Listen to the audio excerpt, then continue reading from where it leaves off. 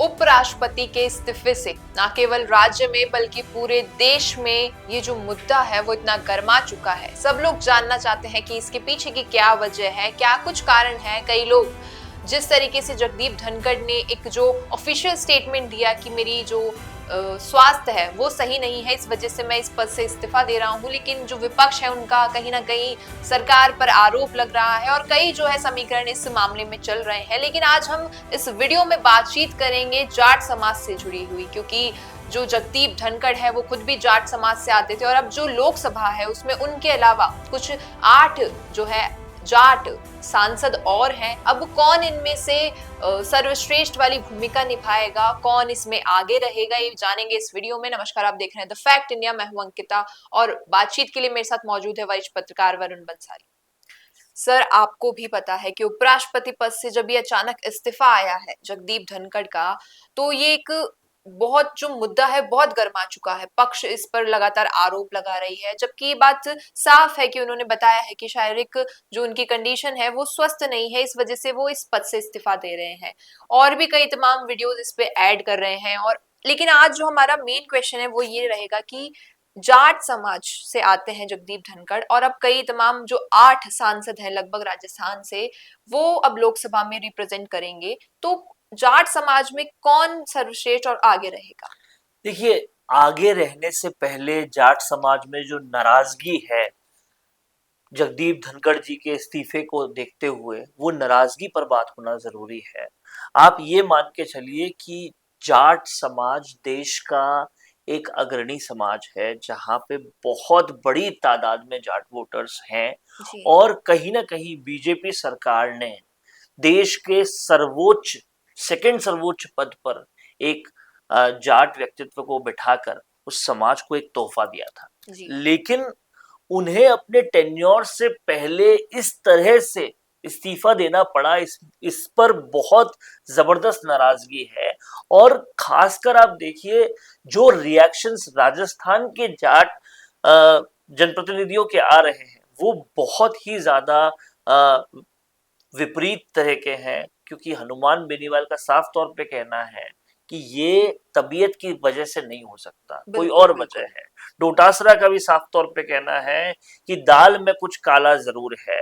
यहां तक कि पूर्व मुख्यमंत्री अशोक गहलोत से लेकर हर जना जो विपक्ष में है वो इस चीज की बात कह रहा है कि ये तबीयत के कारणों से नहीं हो सकता। लेकिन समाज में जो रोष है वो बहुत जबरदस्त है कि आखिर ऐसा क्या दबाव रहा कि जिसकी वजह से उपराष्ट्रपति को अपना पद छोड़ना पड़ा।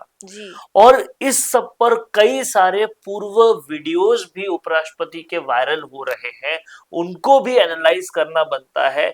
जहां पर एक वीडियो में वो ये साफ साफ कह रहे थे कृषि मंत्री को संबोधित करते हुए कि किसानों को 2 बार आंदोलन क्यों करना पड़ा।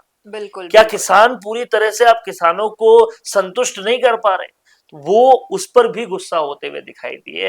एक किसी कार्यक्रम के मंच पर वो ये भी बोलते हुए दिखाई दिए कि मैं ना तो दबाव में काम करता हूं, ना किसी से दबाव में काम करवाता हूं। और इन सब वाक्यों से, इन सब बयानों को लोग एनालाइज कर कर साफ तौर पे ये कह रहे हैं कि क्या उपराष्ट्रपति किसी दबाव में थे क्या उनके छोड़ने के पीछे कोई और वजह है। और खासकर जाट समाज खासा नाराज हो रहा है इस चीज को लेकर। हनुमान बेनीवाल ने तो यहां तक कह दिया कि मैंने उपराष्ट्रपति बनाने के लिए मैंने वोट किया था जगदीप धनखड़ को, और आज तक उस वोट के बदले मैंने एक चाय भी उनकी नहीं पी। हम तो चाहते थे कि वो उपराष्ट्रपति बने। अगर वो ये कह देते हैं कि ये दबाव में हुआ है तो उनके लिए सड़कों पर आने को हम तैयार हैं। इस तरह से कहीं ना कहीं एक गुस्सा व्याप्त है हर जगह पर। और अब इस गुस्से को किस तरह से शांत किया जाएगा, किस तरह से एक रणनीति रहेगी इस पूरे रोष को शांत करने की, ये देखने वाली बात होगी। और कहीं ना कहीं समझना ये भी पड़ेगा कि क्या इस पद पर किसी और को आसीन करना है, इसकी वजह से तो ये नहीं हुआ, या फिर कोई और बड़ी राजनीतिक घटनाक्रम होने वाला है जिसकी वजह से ये हुआ। इस बात पर सब कयास टकटकी लगाए देख रहे हैं।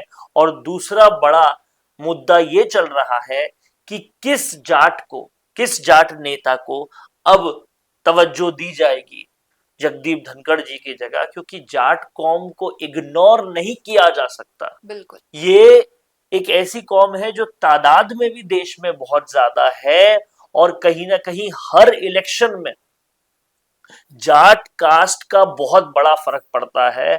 आप ये देखिए, चाहे हनुमान बेनीवाल राजस्थान में हो, वो कितने वोट ला सकते हैं और कितने वोट कटवा सकते हैं, ये सबको पता है। जी। तो जाट फैक्टर हमेशा बहुत बड़ा काम करता है, और ऐसे में आप इस पूरी कौम को नाराज नहीं कर सकते।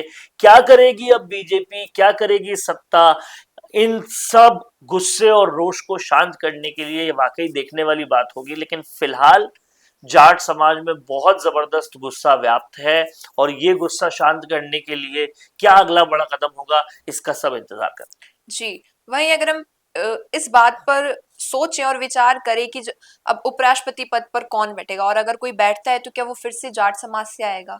देखिए, कहीं ना कहीं ये बहुत बड़ा सवाल अभी सत्ता में बना हुआ है कि उपराष्ट्रपति पद को खाली करवाया अगर गया है, जी। हुआ नहीं और करवाया अगर गया है, तो किसी को लाने के लिए ही करवाया गया है। अब वो किस समाज से होगा, और क्या उसका नाता कुछ बिहार चुनाव से तो नहीं है। टकटकी लगाने वाले, सोचने वाले, एनालिसिस करने वाले, सत्ता को सोचने वाले लोग तो ये तक सोच रहे हैं, क्या नीतीश कुमार को एडजस्ट करने के लिए तो ये नहीं किया गया है। ऐसी बहुत सारे कयास अभी लगाए जा रहे हैं, लेकिन आखिर होगा क्या, ये भविष्य के गर्भ में है।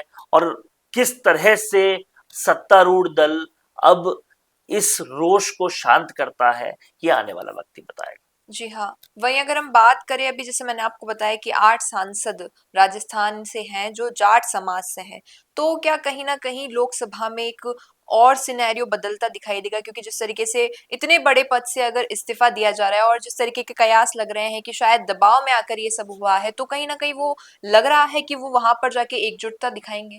देखिए, एकजुटता दिखानी चाहिए, लेकिन मुझे लगता है कि जो सत्ता में है सांसद, वो कुछ खास नहीं करेंगे। अभी तक जो देखा गया, एक हनुमान बेनीवाल के अलावा कोई ज्यादा आवाज जाट सांसदों की तरफ से नहीं आई है। बिल्कुल। हाँ, लेकिन राजस्थान में गोविंद सिंह डोटासरा समेत और बहुत सारे लोग आवाज उठा रहे हैं। पूरा कांग्रेस आवाज उठा रहा है कि कहीं ना कहीं दाल में कुछ काला है।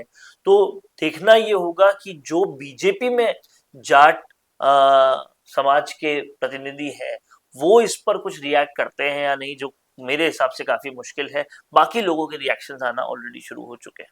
जी हाँ, तो अब देखना यही होगा कि उपराष्ट्रपति के पद पर कौन बैठेगा। क्या कोई बैठेगा जो जाट समाज से आता है, और जाट समाज के आगे की राजनीति क्या होगी लोकसभा में भी और राज्य स्तर पर भी। अब आप क्या सोचते हैं इस पूरे मामले पर, कमेंट्स में जरूर दीजिएगा अपनी राय।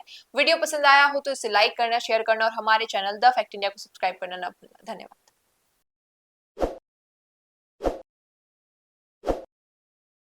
ताज़ा खबरों के लिए विजिट करें द फैक्ट इंडिया की वेबसाइट और डाउनलोड करें द फैक्ट इंडिया ऐप।